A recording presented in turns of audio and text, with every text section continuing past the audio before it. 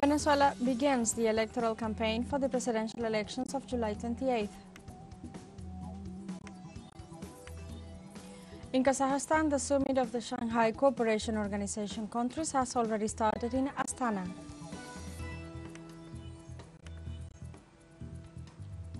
And the United Nations warns that Sudan is at risk of experiencing a difficult period of famine as the armed conflict in the country expands.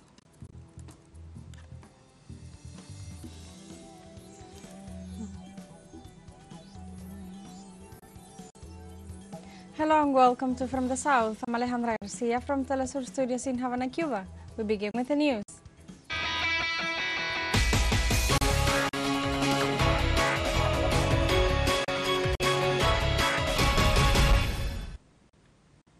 On Thursday in Venezuela, the electoral campaign for the presidential elections of July 28th begins.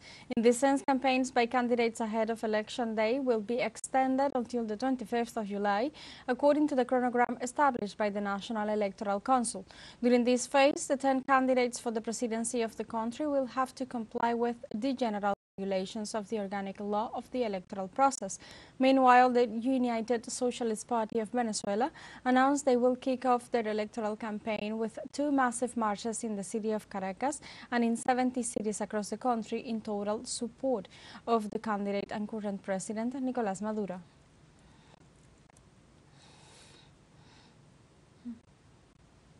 The Attorney General's Office of Venezuela rejected repeated statements made by the United States accusing the Venezuelan state of allegedly violating human rights, thus justifying the imposition of illegal sanctions. The Attorney General of Venezuela, Tarek William Saab, stated that during the last 7 years, the executive has reduced human rights complaints by almost 40%. He also highlighted the importance of the country's participation in the 10th International Legal Forum in St. Petersburg, Russia, where the reality of Venezuela in the world was discussed. At the same time, he recalled that during the forum, he denounced that imperialism uses human rights to manipulate and justify the imposition of unilateral coercive measures.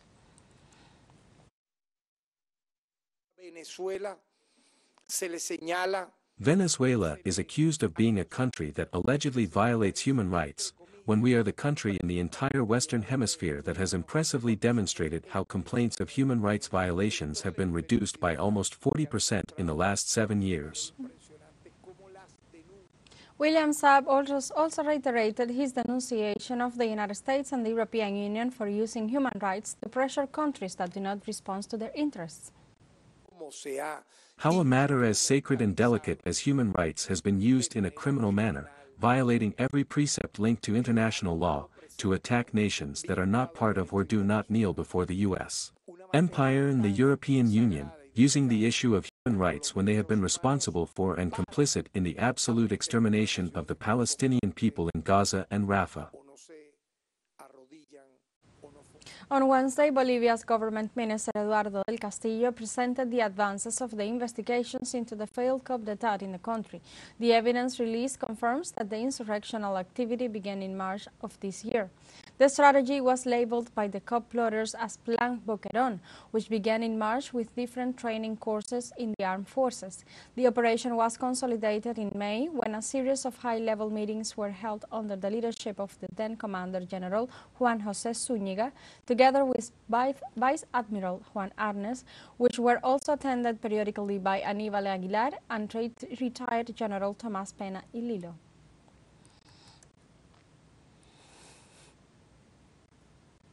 In Haiti, internal turmoil brought about at least 25 deaths due to the clashes between the national police and members of the coalition of armed forces, armed criminal groups living together in the community of Grecier near the capital. The interim mayor of the commune, Vladimir Jean-Bertrand, confirmed so, adding that the death toll could rise up in the coming days as it is likely they can reach certain areas invaded by the groups. Meanwhile, the Transitional Presidential Council condemned the acts perpetrated by the armed criminal groups while gathering its support to the national police, which is proving its courage and commitment in the city of Port-au-Prince. The police high command has set up a working group aimed at finding strategies to cope with the group's activity, clearing besieged areas and allowing displaced persons to return safely to their homes.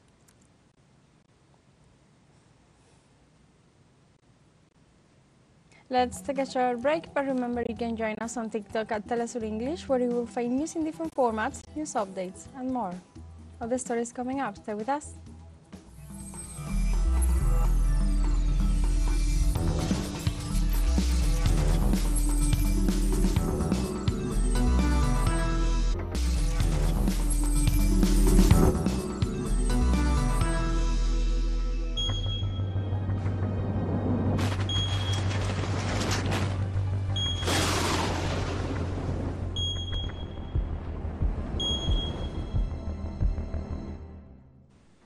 Welcome back. Following the pass of Hurricane Beryl, we move now to Barbados, where our collaborator Micron Robinson keeps us updated. A rough ride for businesses here within the Oysins Bay Gardens community, who have been rocked by the passage of Category 4 Hurricane Beryl. Just behind me are workers of the Ministry of Transport and Works who are shoveling away sand that has been brought here because of the strong gusts and storm surges because of Hurricane Beryl.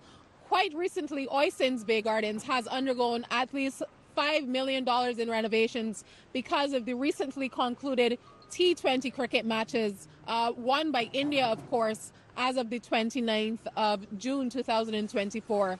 Businesses have been complaining of challenges to roof infrastructure, the movement of sand, which has blocked many of them from closing their doors and so forth. My name is Suzette Gerald Bispham. I'm the owner of Angel's Cafeteria.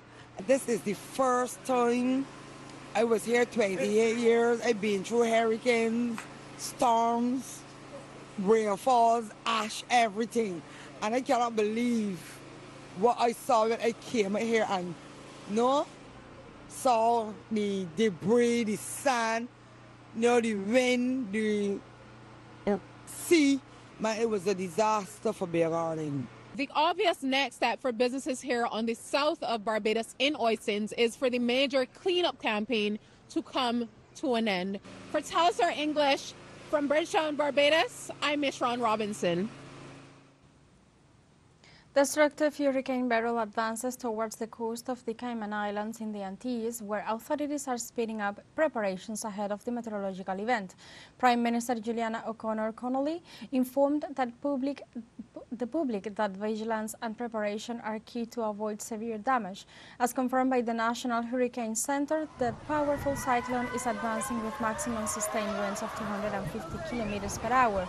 It is estimated that at midday or early in the afternoon, it will land in the south of the territory.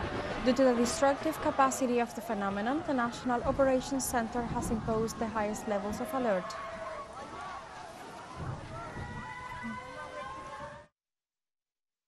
Beryl hit the southern coast of Jamaica with fury.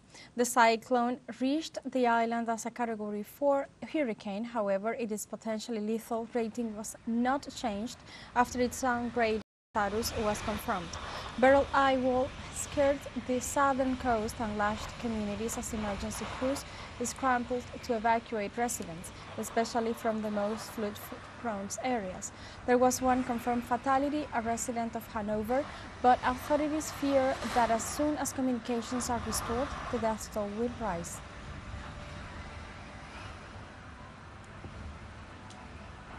United Nations Secretary General Antonio Guterres said on Wednesday that the Central Emergency Response Fund approved a disbursement to help the Caribbean in the aftermath of Hurricane Beryl.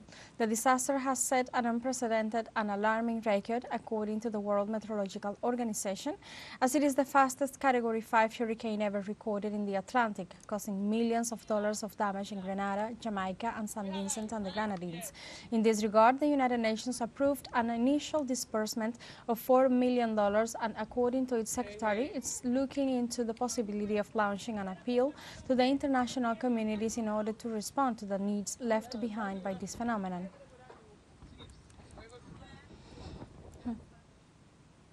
In Kazakhstan, the summit of the Shanghai Cooperation Organization countries has started in Astana under the slogan "Strengthening Multilateral Dialogue, Striving for Sustainable Peace and Prosperity." The important meetings began, attended by the host President Kasim Tokayev and the heads of state of China and Russia, Xi Jinping and Vladimir Putin. One of the highlights of the summit is the accession of Belarus as a full member. In the framework of the summit, 20 resolutions and 3 declarations by head of states, including one on world unity for peace and harmony, are expected to be adopted.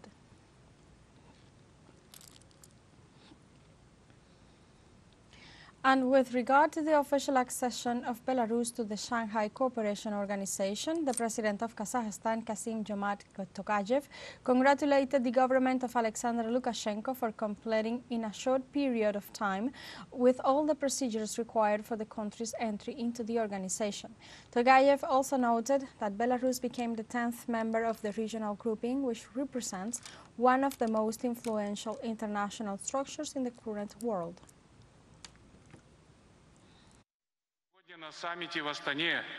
Today at the summit in Astana we will make an important decision on the further expansion of our organization. In this regard, I would like to greet the President of the Republic of Belarus, dear Alexander Lukashenko. In a short period of time, your country has completed all the necessary procedures on the way to full membership in the Shanghai Cooperation Organization. Chinese President Xi Jinping, during his speech at the summit of the Shanghai Cooperation Organization, emphasized that wisdom is necessary for humanity to adapt to technological transformations and industrial transformation. The international landscape is undergoing rapid transformation, and a new round of scientific and technological revolution and industrial transformation is advancing in a great momentum. As human civilization advances in big strides, factors of insecurity, instability, and uncertainty are evidently increasing. To cope with this major transformation, the key is to have the wisdom to make real changes, the way to deal with changes, and the courage to pursue changes.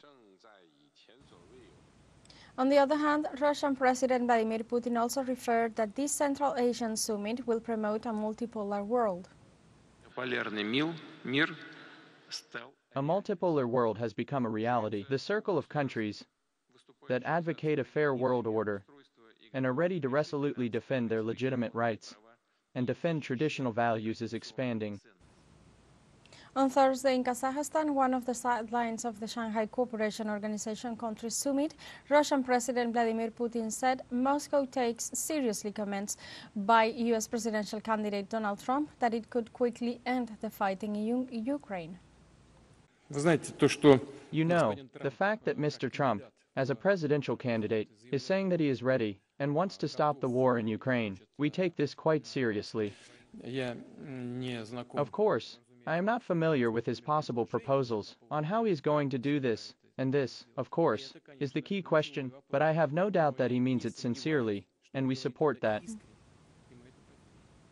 We have a final short break coming up, but before we invite you to join our WhatsApp community for our English-speaking audience. You can scan the QR code on screen to join directly and share the link to reach more people. Constant news coverage of Latin America and the Caribbean, as well as the rest of the world. Final short break, don't go away.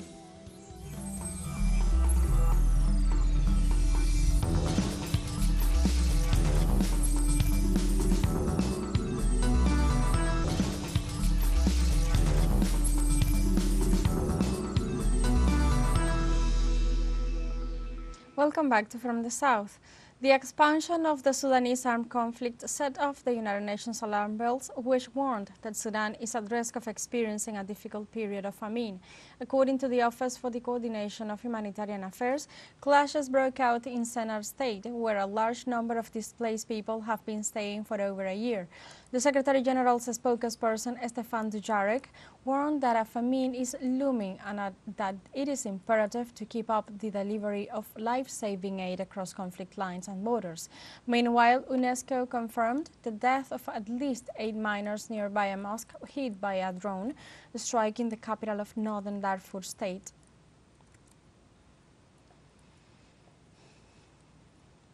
On Thursday, the spokesperson of the Ministry of Foreign Affairs of China, Mao Ning, strongly rejected the accusations about alleged military bases in the country of Cuba. The spokesperson described as a slander the allegations made by the Wall Street Journal and the U.S. think tank Center for Strategic and International Studies. During the conference, Mao Ning noted the report provides no verified evidence of whatsoever, thus the diplomat reaffirmed this as a new slander by those who dismiss crimes and violations committed initiated by Washington. In addition, she ratified relations between Beijing and Havana are a good example of sincerity and mutual assistance. The alleged Chinese military bases have never existed, nor have they ever been seen by anyone. The cooperation between and Cuba is solemn and above all else. It is open and straightforward. It is not directed against a third party, and the slander of third parties that maliciously discredits the report will never be accepted or permitted. The brief mentions that Guantanamo is the clear proof of over a century of illegal occupation of Cuba. The United States has imposed the blockade and sanctions against Cuba for over 60 years, which has brought great disasters to the Cuban people. The United States still keeps Cuba on the alleged states sponsoring terrorism list, so throwing mud on others won't defuse its own crimes.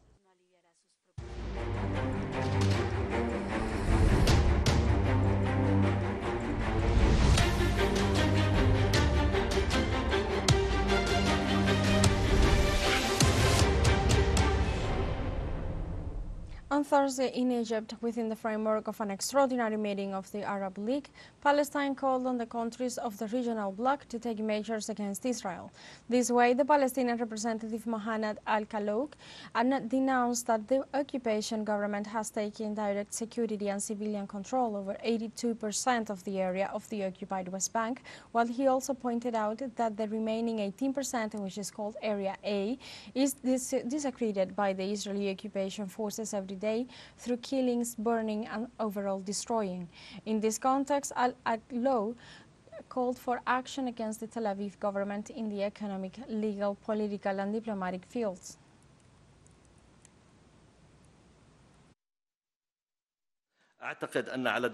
Today, more than ever before, I think that Arab countries must look at their relations with Israel and its crimes against the Palestinian people from a different perspective. The language of condemnation and advocacy alone is not enough if it is not supported by economic, legal, political, and diplomatic measures that make Israel and the world take it seriously. In turn, Israeli government spokesman David Mencer reiterated that the occupation army will continue its genocide raid in Palestine until its goals are achieved. The war will not end until all of Israel's goals are met.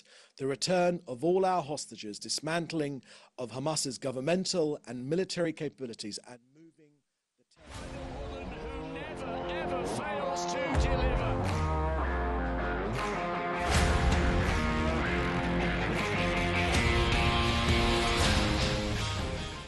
On Saturday at UEFA Euro 2024 quarterfinal games, the England team will face Switzerland. For the English football team, this tournament poses as a new opportunity to bring home the coveted trophy. To win. I think it's the biggest thrill for me and that I can get out of playing, you know, that winning feeling, to create history for us as a nation, you know, for everyone back home, me personally and the lads, to do something that's never been done before and lift this trophy. Meanwhile, Portugal's players, who will face a tough challenge against France, assured that the team's target is to give Cristiano Ronaldo the gift of winning the UEFA Euro Championship in the present edition, which could be his farewell to the event. It's Ronaldo's last Euro, but I think we've got everything we need to give him one last gift. I think we are going to do everything we can to do that. As for stopping Mbappé, I think it is going to be complicated, but I know him a little, and I think I'm going to do everything I can to stop him. We have come to the end of this news brief, but you can find these and many other stories on our website at telesurenglish.net, and join us on social media, Facebook, X, Instagram, Telegram, and TikTok as well. For Telesur English, I'm Alejandra Garcia. Thank you for watching.